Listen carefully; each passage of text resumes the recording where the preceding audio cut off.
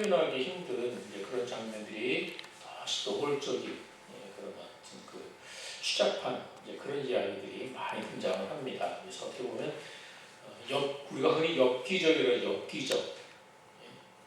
오늘 본문이 그래요. 내일자 본문이 그렇고 또 그 이후 본문이 그렇고 왜냐하면 여기에 시체를 토막내는 일도 있고 열두 토막내는 뭐 이런 일도 있고 또 레위인이 처음 오는다든지 뭐 이런 일련에 또 그것 때문에 이스라엘이 내전에 빠진다든지 하여튼 이 일련의 그런 사건들을 보면 어떻게 성경에 이런 내용이 기록될까 하는 이제 그런 의심이 들어갈 정도입니다. 그래서 결국은 이 사사시대에 극에 달한 그 이스라엘 백성들의 그 도덕적인 타락을 이제 고발을 하고 있습니다. 저도 읽지는 않았지만 우리 앞에 오늘 말씀을 나누기 위해서는 1절부터 9절까지가 연결이 돼야 될 것 같아서 한번 1절을 같이 보겠습니다. 어떤 일이 시작되나 보십시오. 1절 시작. 이스라엘에 왕이 없을 때 에브라임 산지 구석에 거류하는 어떤 레위 사람이 유다 백성에게서 첩을 맞이하였더니. 보세요. 자, 이스라엘에 왕이 없을 때 이 말이 나온 걸 보면 뭔가 심각하지 않습니까? 그래서 사사시대의 그 타락상을 보여줄 때 자주 쓰이는 표현이에요. 그래서 이 말이 나왔다는 것은 굉장히 심각한 상황이라는 것입니다. 왕이 없었는데 하면서 어떤 얘기가 나옵니까? 한 레위인이 뭐가 있어요? 한 레위인이 뭐가 있다고요? 첩을 데리고 살았다는 거예요. 첩을 데리고 살았어요. 자, 레위인은 성직자죠. 오늘날 말하면 성직자, 물론 지금 뭐 성직 이런 구별이 물론 없어졌지만은 그 당시 레위인은 뭐 하는 사람입니까? 제사를 듣고 또 율법을 가르치는 일을 해야 되는 어떻게 보면 하나님의 나라를 위해서 수고하는 사람들. 그러니까 쉽게 말하면 거룩한 사람이라는 거죠. 구별된 사람들이죠. 근데 여기 보니까 첩을 두었다. 이게 첩을 두면 안 되는 사람이죠. 비록 이 사람이 에브라임 산지 구석에 살게 됐어도 그래도 이 사람은 레위인이기 때문에 말씀대로 살아야 되는 것이죠. 그 당시에 그 일부 다처의 영향을 받고 있다는 거죠. 일부 다처는 그 당시 흔한 이방 세계에서는 아주 흔한 일이거든요. 근데 하나님 말씀대로 살아야 될 사람이 이방인의 일부 다처의 영향을 받아서 첩을 얻었어요. 구약 시대에도요. 저 왕이라든가 부자라든가 귀족들은 첩을 거느리고 살았어요. 그러니까 이 사람은 적어도 첩을 데리고 살 정도면 이 사람이 뭐에 관심이 많았을까요? 여자에도 관심이 있지만 적어도 물질에도 굉장히 관심이 있는 그런 사람이라는 걸 우리가 알 수 있어요. 그래서 이 레위인은 적어도 굉장히 부를 추구하거나 쾌락을 추구하는 그런 사람을 타락시키는 것 가운데 중요한 요인 가운데 하나가 돈, 섹스, 권력 이 세 가지가 그러니까 이 세 가지가 다 걸려 있는 사람이에요. 세 가지가 다 걸려 있는 사람이에요. 그래서 이 본을 보이면서 살아가야 될 레위인마저도 부하고 욕망을 지향하는 이제 그런 삶을 살았다는 거죠. 문제는 이 첩한 사람 때문에 엄청난 비극이 막 일어나는 거예요. 상상하지도 못할 비극이 이 레위인이 첩을 얻게 되면서 이스라엘에 엄청난 비극을 초래해요. 이제 내전을 불러일으켜 오고 말이죠. 한 지파가 그냥 싹 사라지는 그 위기를 맞아요. 한 지파가 없어져요. 베냐민 지파가 아예 없어지는 그 위기를 맞는데 뭐예요? 바로 이런 사건이 단초가 돼요. 자, 2절을 또 보겠습니다. 2절 시작. 그 첩이 행운하고 남편을 떠나 유다 베들레헴 그의 아버지 집에 돌아가서 거기서 넉 달 동안 지냈죠. 이 첩을 얻은 레위도 문제인데 이 첩도 보통 여자가 아닌 것 같아요. 여기 보니까 바람이 났어요. 그렇죠? 불륜에 빠져서 행음했다 보니까 불륜에 빠져 바람이 나는 거죠. 그래서 부끄러움 때문인지 체면 때문인지 몰라도 어쨌든 어때요? 자기 집으로 도망을 가버렸습니다. 친정으로 이제 도망을 가버렸다는 이제 그런 이야기죠. 그래서 그러면 자, 첩이 도망을 갔어요. 그럼 어떻게 해야 됩니까? 예? 어떻게 해야 될까요? 어떻게 하면 좋았을까요? 크게 한번 얘기해 보세요. 어떻게 하면 좋았을까요? 첩이 하여튼 데리고 사서 첩이 도망을 갔다. 그러면 적어도 여기서 선택은 두 가지가 아니겠어요? 어떤 선택이 있죠? 그냥 내버려 둘 가서 돌아오는 방법이 데리고 오는 방법 또 하나는 뭐예요? 그냥 포기하고 잘 됐다. 아니, 내가 그래도 레위인인데 저걸 데리고 살면 안 되지. 내가 하나님의 사람으로 그러면 안 되지. 아이 잘 됐다. 이 기회에 그냥 하나님께가 좀 그동안 눈이 멀어가지고 실수를 했나 봅니다. 회개하고 얼마나 좋은 기회예요. 포기하고 그랬으면 되는 거야. 그냥 가버렸을 때 차라리 포기했으면 참 좋았을 거야. 그래서 깨끗이 있고 새로운 삶을 살 수 있는 저로의 기회가 오는 거예요. 그렇게 하시면 됐어요. 이 레위인이 그 첩을 찾으러 어디까지 가요? 유다 베들레헴까지 찾아가는 거예요. 그래서 아직도 그대는 내 사람 그러면서 이제 찾아가는 거죠. 3절 읽어볼까요? 3절 시작. 그의 남편이 그 여자에게 가정에 말하고 그를 데려오자 하여 아인 한 사람과 나귀 2마리를 데리고 그에게로 가매 여자가 그를 인도하여 아버지 집에 들어가니 그 여자의 아버지가 그를 보고 기뻐하니라. 여기 보니까 그 여자에게 다정하게 말하고 그를 데려오냐. 무슨 얘기예요? 왜 다정하게 얘기해야 되죠?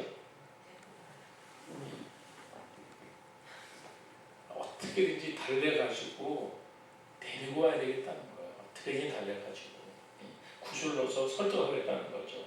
그래갖고 그런 목적으로 이제 그 처갓집을 갔는데 그 처갓집에서 굉장히 이 장인어른이 아주 융숭한 대접을 했어요. 환대를 했어요. 하루도 아니고 어때요? 며칠 동안 막 잔치를 아침 저녁 벌여준 거예요. 막 닭다리 잡고 그냥 있는 대로 막 융숭한 대접하면서 3일이 지났어요. 3일이나. 그래서 4절부터 7절까지 이제 구체적으로 환대받는 내용이 나오는데요. 거기서 3일 동안 먹고 마시고. 그래서 이제 가려고 그러는데 또 장인이 또 간청을 하고 못 가게 잡아요. 예? 기왕 왔는데 그러면 쓰나. 더 있다 가게. 그래갖고 또 하루를 머물러서 어쨌든 4일 동안 먹고 마시고 즐기는 시간이 허비해서. 그 다음에 이제 떠나는 5째 날도 아침 일찍 떠나야 되는데 그러지 못해요. 예? 5째 날도 한낮을 다 보내고, 예? 그리고 이제 해지기 한 서너 시간 전에쯤에 이제 저녁에 떠나게 됩니다. 떠나. 그래서 그러니까 이런 모습 보면 그런 생각이 드는 거예요. 참 지금 이 레위인이 지금 그러고 있을 시간이 없잖아요. 사실 어떻게 보면 참 이 어려운 순간에 하나님 앞에 바르게 서서 회개하고 돌아보고 해야 될 그런 시간을 다 상실하고 있어요. 그래서 자신에게 지금 어떤 일이 일어나고 있는지 돌아보지를 못하는 거예요. 그래서 마땅히 해야 될 일이 뭔지를 자꾸 잊게 이런 융숭한 대접 이런 것들이 자기 본분 잊어버리게 만들고 해야 될 일이 뭔지 잃어버리게 만들고 참 영적 타락의 실상을 그대로 보여주는 것이죠. 어쨌든 그런 과정을 거쳐서 이제 뒤늦게 출발하죠. 11절부터 뒤에 이제 오늘 읽은 오늘 본문의 말씀이죠. 그래서 이제 나귀와 함께 종과 함께 이제 길을 떠납니다. 이제 워낙 늦게 떠나니까 얼마 못 가서 여호수에 갔더니 벌써 해가 저물었어요. 여호수에 가니까 해가 저물어서 그때 종이 제안해요. 날이 어두웠으니까 여호수에 들어가 잡시다 그러는데 이 레위인이 거절을 하죠. 거절하는 이유가 있어요. 12절 13절에 보면 주인이 뭐라 그래요? 우리가 돌이켜 이스라엘 자손에 속하지 않은 이방 사람의 성읍으로 들어갈 것이 아니니 기브아로 가자. 자, 여기 여호수에 지금 날이 어두웠으니까 위험하고 그러니까 그 당시엔 밤 여행이 위험하거든요. 그래서 여기 머물자 했더니 안 된다는 거예요. 안 되는 이유가 뭐예요? 여기는 이방 사람이어야 되는 거예요. 왜냐하면 율법에 이방 사람과의 교제를 금하고 있거든요. 이방 사람 교제를 금하고 있기 때문에 참 여러분 웃기지 않습니까? 이거 아이러니예요. 그렇죠? 자기의 삶은 지금 엉망이에요. 자기의 삶은 엉망진창인데 그래도 형식적으로나마 율법을 준수하려고 하는 거예요. 자기 삶은 엉망이면서 겉모습, 다른 사람이 볼 때 겉모습, 이게 뭐라 그래요? 우리가 위선자라고, 위선이죠. 예? 그래서 어쨌든 그런 과정을 거쳐서 결국은 이제 자기의 동족이라고 할 수 있는 이제 기브아로 가는 거예요. 예? 기브아는 이제 동족이기 때문에 어찌됐든 또 예루살렘에서 이 기브아까지 약 한 1시간가량 걸리는 그런 정도 거리예요. 그래서 근데 기브아에 도착하는 이미 날이 어두워졌겠죠. 자, 15절부터 보면 자, 15절을 한번 읽고 봅시다. 15절 시작. 기브아에 가서 유숙하려고 그리로도 돌아 들어가서 성은 넓은 거리에 앉아있으나 그를 집으로 영접하여 유숙을 하는 자가 없었더라. 사사기는 막 이상한 얘기 막 투성이에요. 가만히 보면 이건 또 어떤 이야기입니까? 자, 어떤 일이 벌어져야 되는 거예요? 이 사람이 거기 가서 집을 찾고 거할 곳을 찾으면 어떤 일이 벌어져야 되는 거죠? 원래는 그렇죠. 영접해요. 왜냐하면 이스라엘 백성들은 나그네야 고아 계획을 어떻게 해요? 율법적으로 환대하고 도와주도록 그렇게 되어 있어요. 저거는 동족이에요. 그래서 이방 사람들을 피해서 그리고 동족을 찾아서 여기까지 찾아 들어왔는데 어떤 일이 벌어지고 있습니까? 아무도 영접하지 않는 이 기브아에서 이 낯선 손님들을 환영하는 사람이 아무도 없다는 거예요. 그러니까 참 이스라엘이 얼만큼 이 사회가 문제가 되는지를 보여준 그런 장면이에요. 자, 이스라엘은 원래 손님을 영접하는 것이 미덕이잖아요. 그래 그렇게 안 하고 있어요. 근데 그 이유가 있습니다. 그렇게 안 하는 이유가 있어요. 이제 그 뒤에 말씀 보면, 자 이제 뭐 오늘 뭐 뒤에 말씀, 그 다음 뭐 토요일 내일 말씀까지 연결해서 읽어야 잘 이렇게 풀리시는 그런 이야기들인데요. 왜냐하면 기브아라고 하는 그 도시가 문제가 있어요. 기브아는 어떤 도시입니까? 동성애가 만연한 도시예요. 깡패들이 우글거려요. 그 도시는 동성연애자와 깡패들이 우글거려요. 그래서 새로운 사람이 들어오면 집단 성폭행을 하는 거예요. 집단 성폭행을. 원래 이 동성애라는 거는 원래가 이제 감옥에서 동성끼리 이성을 대할 수 없는 사람들이 오래 감옥에 있다. 그런 데서 주로 감옥에서 원래 시작됐던 거라 그래요. 이 동성애 이런 것들이. 그런데 지금부터 역사적이 수천 년 전에 이방의 영향을 받아서 벌써 이스라엘 공동체 내에 어떤 것들이 들어와 있어요?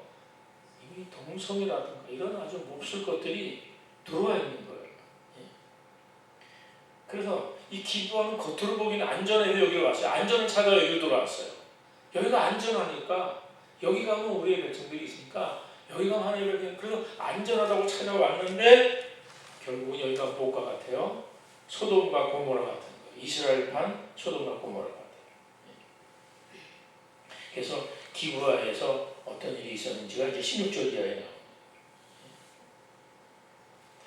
자, 그러다가 이제 환영하는 사람이 없어서 이제 위기를 맞았는데, 그래도 우여곡절 끝에 한 노인을 만납니다. 16절 이하에 보면 이 한 노인을 만나서 이제 그 사람이 베냐민 16절 한번 볼까요? 16절 한번 볼까요? 16절 17절 한번 봅니다. 시작. 저녁 때 한 노인이 밭에서 일하다가 돌아오니 그 사람은 본래 에브라임 산지 사람으로서 기브아에 거주하는 자요 그곳 사람들은 베냐민 자손이더라.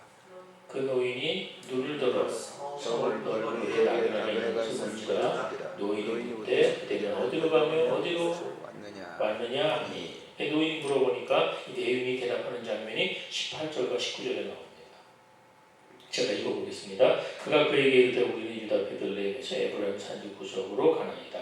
나는 그곳 사람으로서 유다 베들레헴에 갔다가 이제 여호와의 집으로 가는 중인데 나를 자기 집으로 영접하는 사람이 없나이다. 우리에게는 나귀들에게 먹일 집과 여물이 있고 나와 당신의 여종과 당신의 종인 우리들과 함께한 청년에게 먹을 양식과 포도주가 있어 무엇이든지 부족함이 없나이다 하는지라.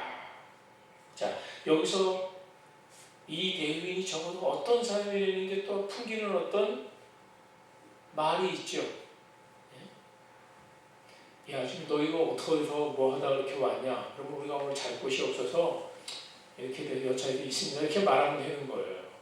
근데 오버합니다. 뭐라고 오버를 하죠? 예? 뭐라고 오버하고 있습니까? 예, 먹을 양식과 포도주가 있어 난 부족하지 않다는 거예요. 19절에 보면 우리에게 나귀들에게 먹을 집과 여물이 있고 나와 당신의 종과 당신의 우리 함께할 청년에게 먹을 양식도 있고 포도주도 있고 무엇이든 부족한 게 없다. 부족한 게 없다. 그러니까 물어봤어요? 안 물어봤어요? 안 물어본 거예요. 도대체 뭘 얼마나 가졌냐, 뭐 가진 건 있냐 이렇게 물어본 적 없어요. 예? 어디서 왔고 어디로 가는 게 이거 물어봤으면 우리는 어디서 왔다고 어디로 가다가 이렇게 왔다 이렇게 얘기하면 되는데 뭐예요? 물어보지도 않는. 그래서 아까 제가 초대 그랬잖아요. 이 사람이 적어도 이 사람의 가치관에 있어서는 물질을 추구하는, 부를 추구하고 쾌락을 추구하는 이런 것으로 똘똘 뭉쳐진 사람이라는 걸 알 수 있어요. 근데 이 상황에서 내일은 여행 중임을 설명하면서 자기가 잠자리 말고는 부족한 게 없다는 거예요. 지금 잠자리 말고는 부족한 것이 없다. 그러니까 쉽게 말하면 뭐죠? 야, 나 부자야. 나 우습게 보면 안 돼. 이런 얘기거든요. 그렇죠? 자존심도 있고 뭐라고? 야, 나는 부자다. 나 우습게 보면 안 돼. 막 자기가 이제 과시하는 아마 그런 것도 있는 것 같아요. 어쨌든 네, 그런 그 레위인에 대해서 노예는 아주 겸손하게 이제 대답을 하죠. 20절, 21절에서 겸손하게 대답을 합니다. 그래서 이렇게 해서 이제 그 노인의 집에 들어가서 하룻밤을 지내게 됩니다. 그래서 아까도 말씀드렸지만 그 기부하라고 하는 곳 자체가 굉장히 위험해요. 그러면 낮에는 굉장히 안전하고 평안해 보이다 밤이 되면 바뀌어버리는 거예요. 밤이 되면 바뀌어요. 그 사람들이 아까 말씀드렸지만 낯선 손님을 환영하고 집으로 들어오지 않은 이유가 있어요. 왜 그래요? 밤이 되면 틀림없이 와서 덮쳐서 끔찍한 일이 벌어질 걸 알기 때문에 그 누구도 사람 낯선 나그네를 자기 집으로 안 들이는 이유가 있다는 거예요. 이해하시겠습니까? 이해하시겠어요? 예. 밤마다 낯선 사람에게 버리는 그 성추행하는 사람들이 그 도시에 그 깡패들이 동성애자들이 많이 있기 때문에 그걸 알기 때문에 영접하지 않은 이유가 있는 거예요. 그런데 이 사람은 이제 잠시 후에 닥쳐질 일이 어떤 일인지도 모르고 이제 그 악의 소굴로 결국은 들어간 거예요. 그리고 들어가서 이제 먹고 마신다 뭐 그런 얘기가 나오잖아요.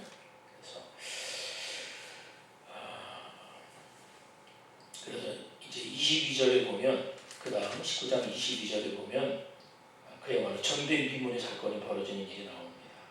22절 보니까 그들이 마음을 즐겁게 할 때에 그 성읍의 불량배들이 그 집을 에워싸고 문을 두드리며 집주인 노인에게 말하되 내 집에 들어온 사람을 끌어내라. 우리가 그와 관계하리라. 여기 관계한다는 건 성관계한다는 거예요.